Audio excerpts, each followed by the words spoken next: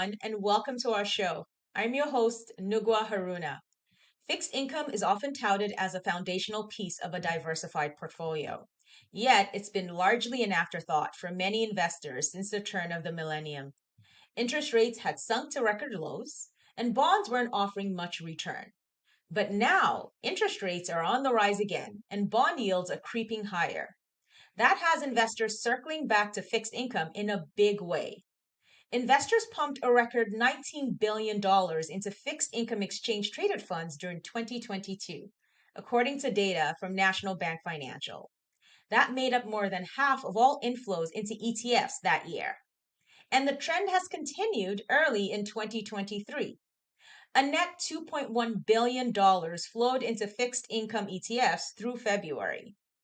Some investors may be eager to add bond funds to their portfolio as market dynamics change, but they might not know where to start their research after disregarding them for so long. Fixed income funds can be a little more nuanced to understand than equities, and there are several factors that can impact their performance. But fear not, we're going to walk you through some of the key considerations to keep in mind when researching them.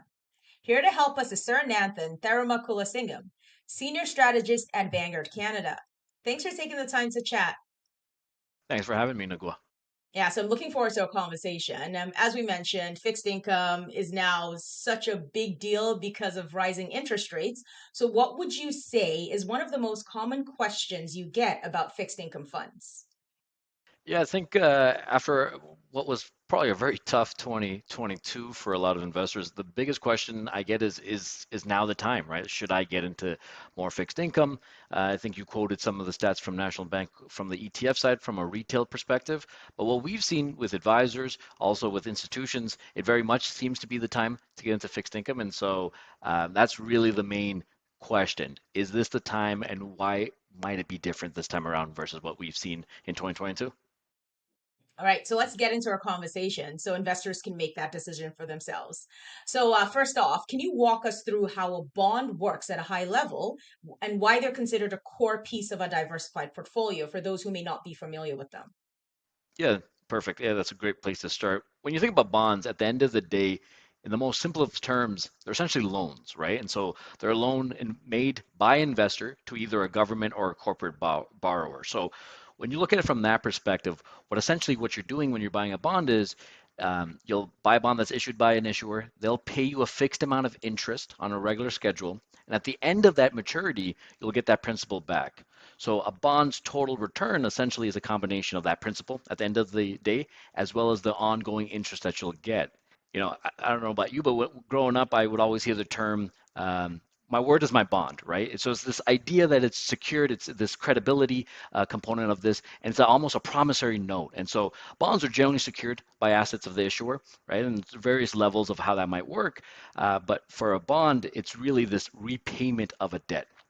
Now, you might have different types of bonds, right? So you might have bonds with an interest rate that is fixed or something that's variable. And so a fixed bond will really be giving you the same interest regardless of what the underlying benchmark interest rate is. And that's what you're going to get on a consistent basis. And there's going to be some that are going to be tied to more of a central bank set rate, right? So the Bank of Canada might set a rate. And so your variable rate bond might be adjusting as those rates move up and down. Ultimately, why they've been such a core part of a diversified portfolio is one, it gives you that consistency of income, but also it helps you diversify your equity positions. More often than not, when bonds go up, it's usually in parts of the market where stocks are going down and vice versa, right? And so when stocks are going up, bonds may not perform as well, but they're really diversifying your total return, which gives you a little bit more safety at the end of the day. Right. Okay, so thanks for sharing that. So, still on bonds, so what are some of the factors that may influence a bond's performance? Yeah, I think when you look at overall bond returns and performance throughout the life of a bond, the big one is really interest rate changes, right? And so 2022 was an example of this where we saw interest rates go up very, very fast and bond prices took a hit. And why is that? It's because when you buy a bond, you have a fixed payment that you're going to get. So let's say it's 2%, for example.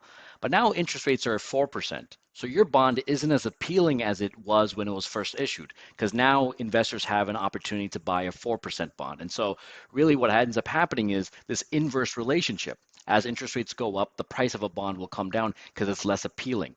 Now, vice versa, if you have a bond that is 4% paying right now and interest rates go down, that bond is far more appealing because what's available in the market is going to be a lot lower. And so that's kind of a main driver of performance would be interest rates. The other thing is really credit quality or default risk. Now, if I told you that I'm going to for sure give you your money back, my word is my bond, and I'm the government of Canada, you would likely believe that. And so, with that higher quality of issuer, you're going to get a lower interest rate because it's more guaranteed.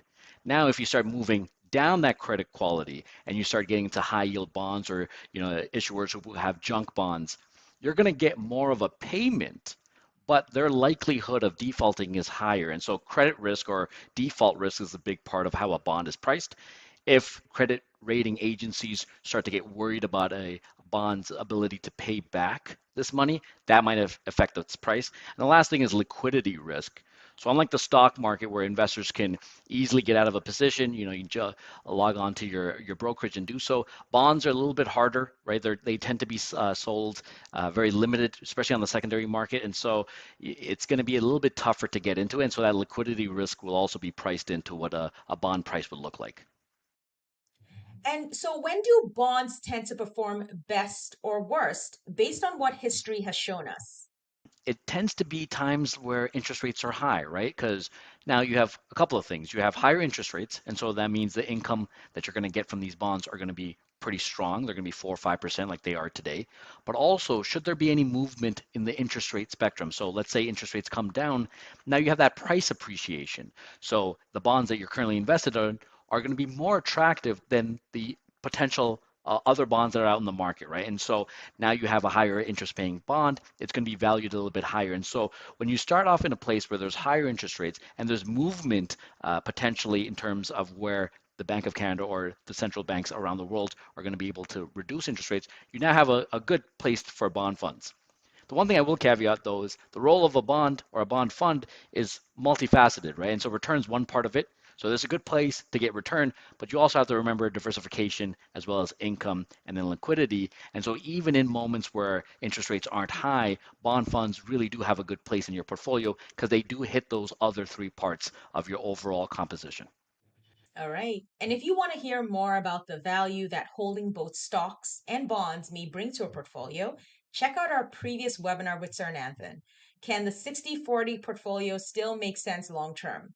You can find that in the Learning Center on Webbroker and on TD's YouTube page. So now we've talked about, individual bonds, what they are and how they perform. So why might an investor consider a bond fund as opposed to holding those individual bonds? Yeah, I think this would be similar to kind of why you would want to have a stock fund versus just an individual stock. And I think we're going to talk on some of these risks, but really it's just greater diversification across the board, right? If you were to buy one bond, you are now tied to that interest rate.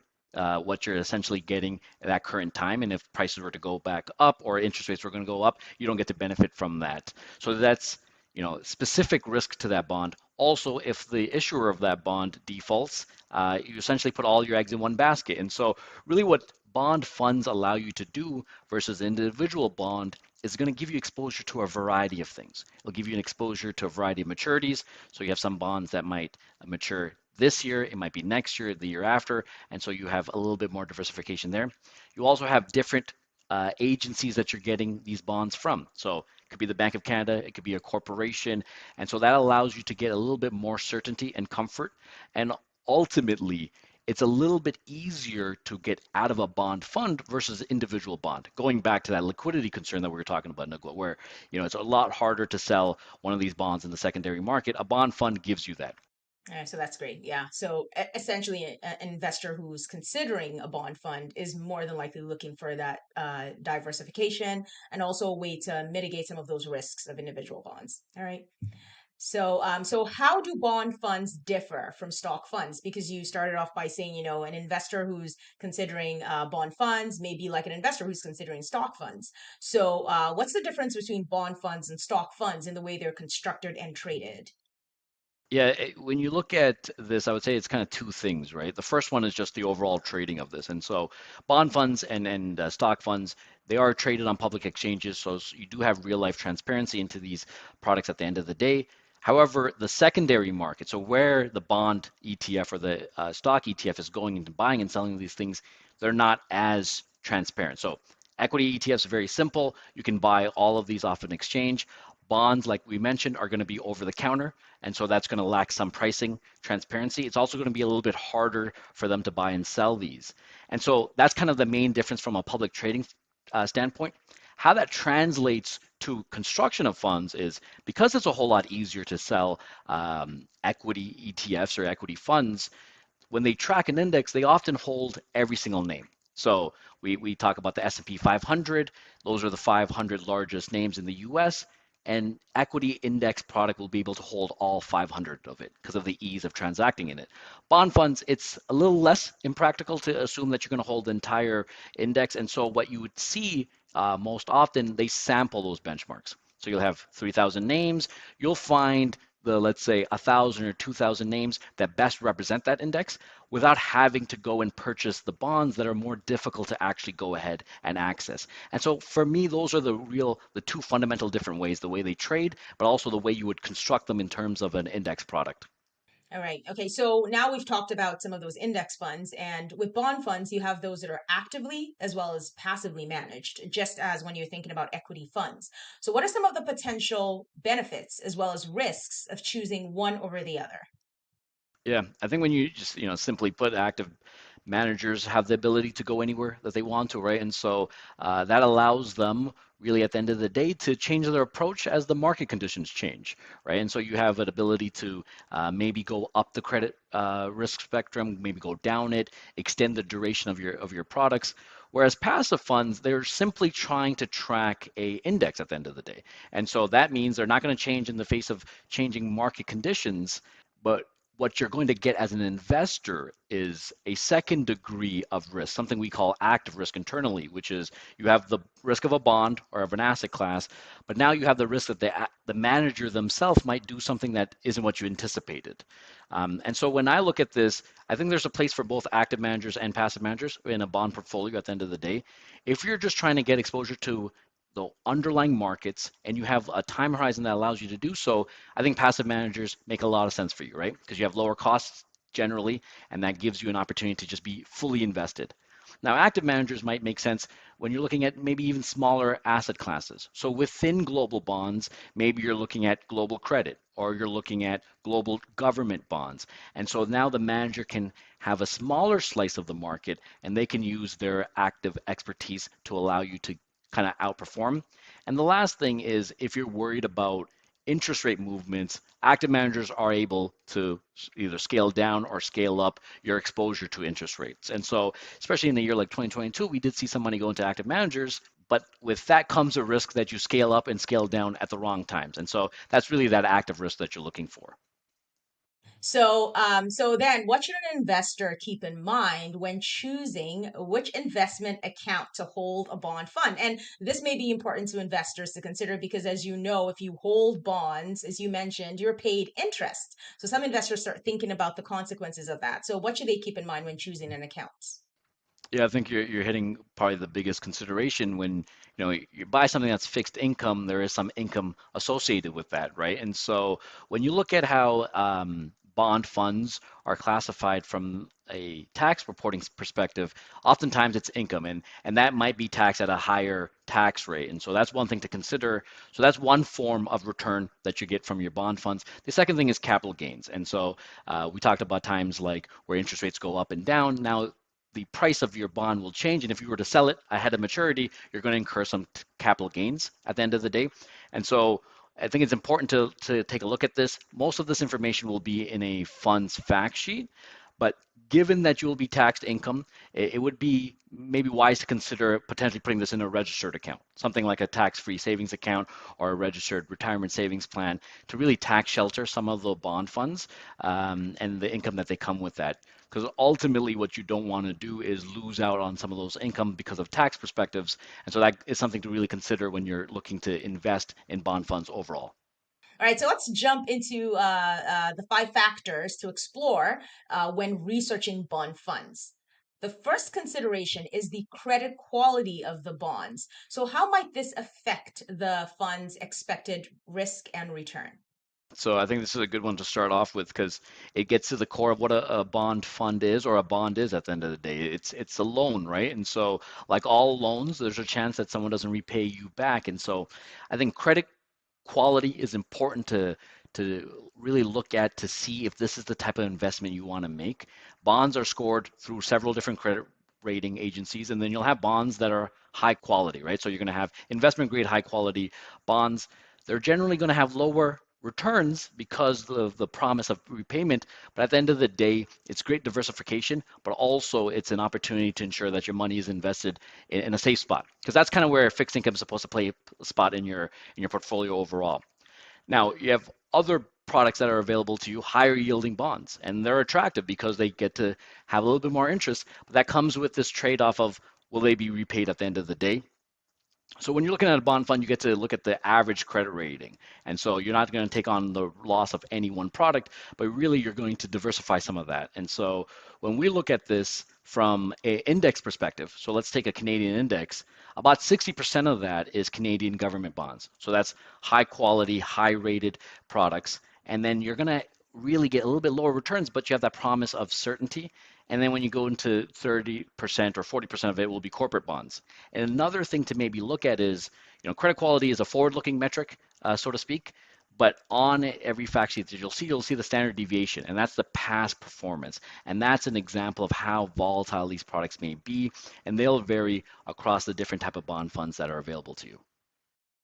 All right. So you mentioned a couple of times the fact sheets. So for investors who are interested, if you want to find the fund fact sheets of any fund, you're typically able to find those on the fund family's website. You're able to pull that up and then do a review of things like the distribution and just like Surenanthan mentioned, standard deviation of that bond fund. Right. So, how much of a yield change do we generally see as we move down the credit quality scale? And how might the credit quality vary within a fund? Unfortunately, there isn't a one-to-one ratio, right? And so it isn't a scale from 0 to 100, and as you move down a point, you're going to get a little bit more yield. It comes down to, at the end of the day, the individual issuer, and so that's a big part of this. The individual company's risk isn't always going to be reflected there, and so that's where some due diligences will need to occur to ensure that you know that you're going to get that higher yield at the end of the day. Now, when I look at this from the role of a bond or a bond fund in the overall portfolio, there is that income, but then high yield also ends up being highly correlated to equities. And so you don't get that diversification.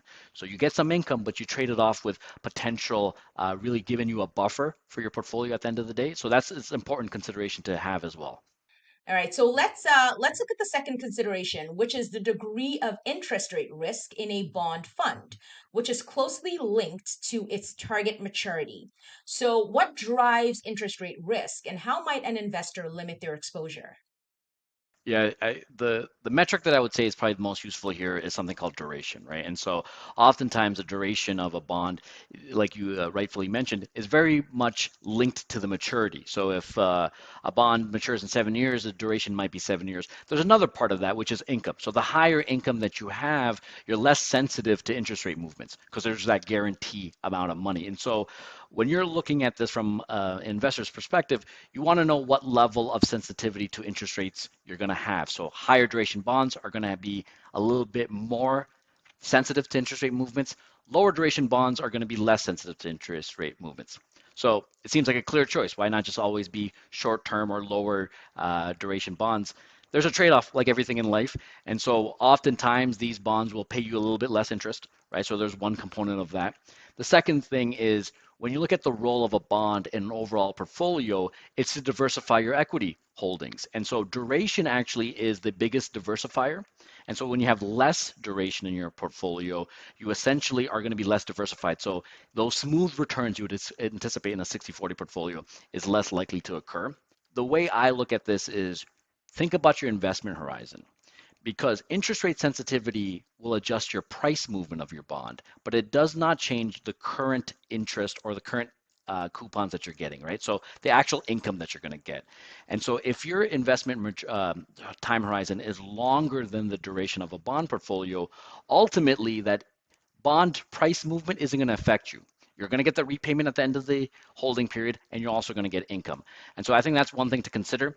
While the current bond that you have bought might be a little bit lower in terms of price currently because the interest rates have gone up, further investments in that bond fund are going to be at that higher interest rate, right? And so now you're incorporating higher interest rates into your overall portfolio just naturally by being invested in a bond fund versus having to source that individually yourself if you were to have a laddered portfolio of individual bonds.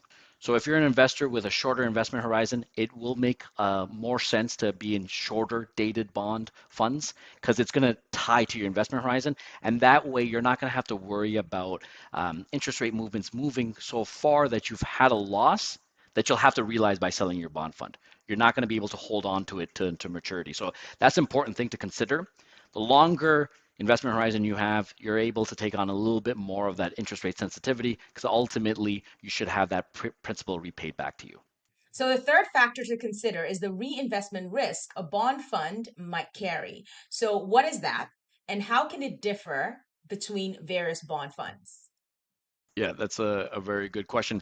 This speaks to the example that we were talking about, where if your investment horizon is long enough, it might make sense to invest in longer dated bonds. And one of the reasons why we say that is because if you take what's happening right now, where interest rates are relatively high, you can buy a short-term bond fund that's going to pay you very decent interest rates. However, in 2 years' time, there's no guarantee that the interest rates will be the same as what they are right now. And so that really is your reinvestment risk, right? And so you might have to reinvest in a much lower rate in 2 years' time than what it is today. And so by having longer dated bonds, you don't have to take on that trade-off. This is most pronounced not really between short dated bonds versus long dated bonds, but really what is very appealing right now, which is GICs, right? And so GICs are paying a very high number because they're guaranteed. You're able to in a high interest rate environment. However, we know GIC rates vary quite a bit. And so 2 years ago, you weren't getting anything or what you were getting today. And 2 years from now, you may not get what you're getting today as well. So that's a big reinvestment risk that I would really want to call out. And so as an investor, try to time it to your investment horizon. And that allows you to not worry about sourcing your next bond or bond fund to help you pay for what you're trying to pay for with the income that comes out of these fixed income products. So how would an investor figure out how reliable the income from a bond fund might be compared to other ones they may be considering as well? Personally, I always look at the trailing 12-month yield because income may be inconsistent throughout the year, right? And so while each bond is going to pay you the same amount, when they pay you might be differently. So the bond fund might be paying you a higher distribution, let's say in March versus April. And so when you look at bond yields, they take the most recent distribution, they multiply it by the frequency, and that's kind of what your yield is.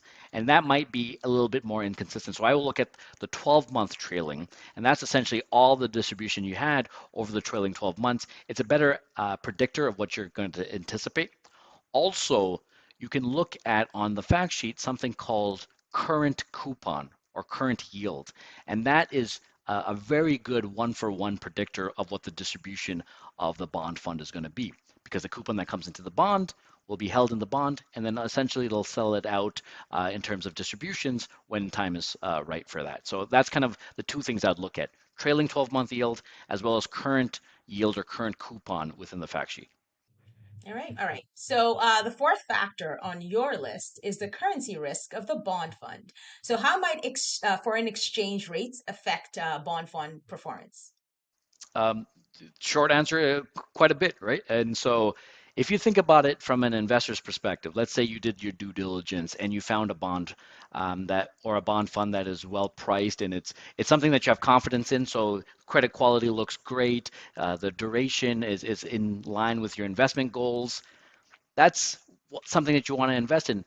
What would be unfortunate is instead of getting the full return that you anticipate, is currency, something that's completely outside of your control, goes a certain way. And now instead of getting an entire dollar back, you have 90 cents on a dollar because the impact of currency was greater than the total return, was greater than the interest that you had received from that bond.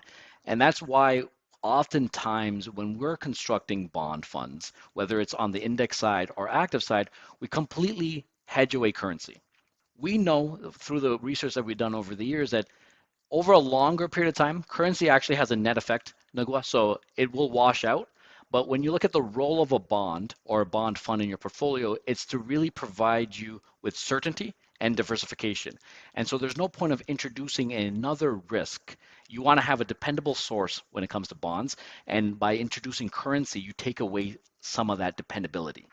And really, that's the crux of why currency is a big part of your overall return. And you want to eliminate anything in that degree to really ensure that you're sticking to what the bond had promised you, which is return and repayment at the end of the day.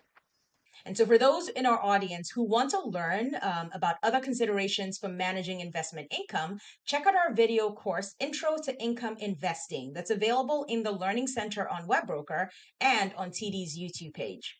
All right, so we've reached the fifth consideration, which is the level of geographic diversification in the bond fund. So, why might this be important to an investor's potential risk and return? Yeah, when we talk about the benefits of a bond fund versus a bond, we talked about being able to diversify across different issuers, right? Different sectors, maturities. Um, by incorporating more countries, so having more of a global exposure, you essentially take that to the next level, right? And so by investing in bonds that are issued outside of Canada, as long as they're again hedged from a currency perspective, you're really allowing yourself to get more diversification. Sectors, geography, it allows you to also look at the other risks that we talked about today, right? So credit quality is a risk we talked about today. Going global allows you to have more issuers to potentially invest in. Interest rate is something that we talked about today. If you were to invest only in Canadian bonds, you're essentially tied to the interest rate movements of Canada. If you go global, you're able to allow you to diversify that across what's going to happen in the US, maybe Australia, maybe parts in Europe. And so you also get greater diversification from that perspective. Also, when you think about everything in the world, I'm a big sports guy. There's no coincidence in the NHL. There's players from all over the world. If you want to get the best, you really have to open up your doors to different places. And so the opportunity is greater for return, and you have a bigger pool to choose from. And so that's a really big thing that I would say, really what going global allows you to do, especially if you, again, hedge it back to your currency risk. The one thing that I will call out, though, is really the tax consequences when you're holding bond funds that are global, right? So foreign income, you might not be able to have it tax sheltered the way we have for Canadian bonds or even U.S. bonds through qualified interest income agreements. But I think it's something to consider, especially as it opens up the door for so many other type of investments that you can have in your portfolio. All right, so to follow up on some of the risks of geographic diversification, what about things like political and economic risks in regions that the investor may not live in or they don't have any control over? I would make the argument you actually limit the political risks that you might have, right? And so oftentimes as Canadians, we would think that there's going to be nothing within Canadian politics that might affect us. And I'm sure the US thought similarly before the last 10 years. And so that's kind of changes over time. Really what it does is it gives you exposures across different parts of the world, but also it limits any one country, right? And so there's always the second side of that coin. Also, the other thing I want to call out is most of these bond funds, from a global perspective, they are invested in developed nations, right? And so the emerging market debt that would be in a global bond fund is relatively small. It tends to be less than 1%. So if you're talking about the most extreme political instabilities, that's going to be a very small sliver of your overall bond fund. And then everything else, it allows you to now have exposure through different types of interest rate cycles, but also political stability cycles. And that will tend to pay off over a longer period of time. Okay, so now let's take a moment to jump into Webroker to show our investors how they can get started researching bond funds. First, click on Research. Under Investments, click ETFs. You'd be brought to the ETFs overview page. Next, click on Categories. This presents you with the different ETFs that trade on a Canadian exchange. You can always toggle over to ETFs that trade on a US exchange. Once here, an investor can scroll through and find different kinds of ETFs, including bond funds. If investors want to filter specifically for bond funds, they can do that. Right over here, we have the Canadian bond fund category. For instance, we have Canadian fixed income ETFs. There's 42 ETFs. Clicking on this brings you to the page that actually defines what the funds in this category actually do, as well as gives you the list of all 42 ETFs. Another way to research bond funds would be to use the Screeners tool. Click on Research. Under Tools, go Screeners.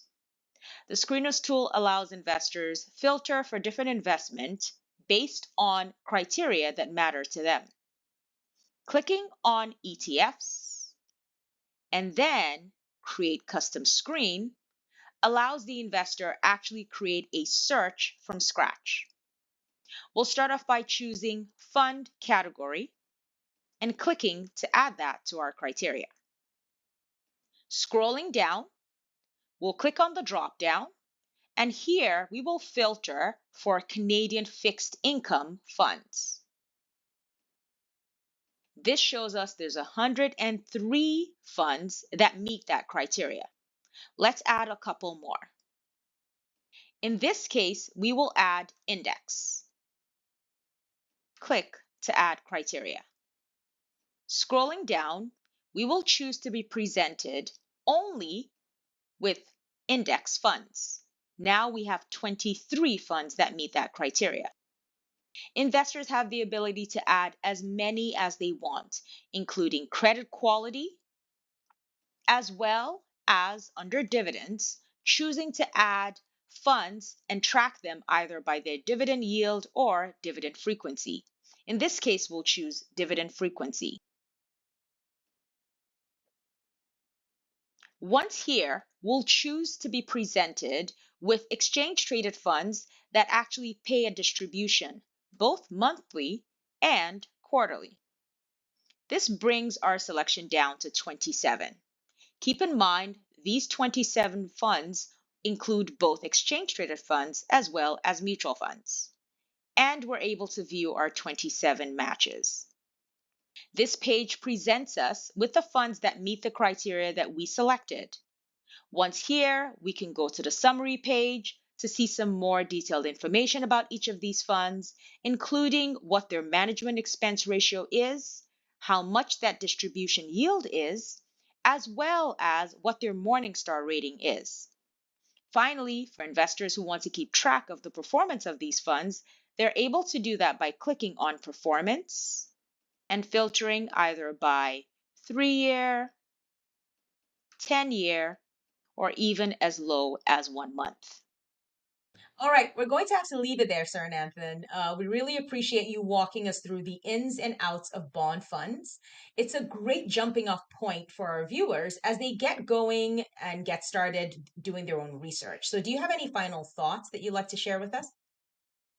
Yeah, I would say at the end of the day, bond investing might seem very complex, but if you take the time to just look at the risks that we outlined today and you find a good bond fund, it's going to allow you to get to your end goals and really do it in a manner that is trading off some return, but really minimizing your risk. And that tends to help you in the long run. So it's something to keep in mind as you're looking to incorporate more and more bonds into your portfolio, especially as we're coming out of the environment that we did in 2022. All right, so thanks again for joining us. And for those in our audience, make sure to register for our upcoming live webinars and check out our library of on-demand content available in the Learning Center and on our YouTube page. See you all next time.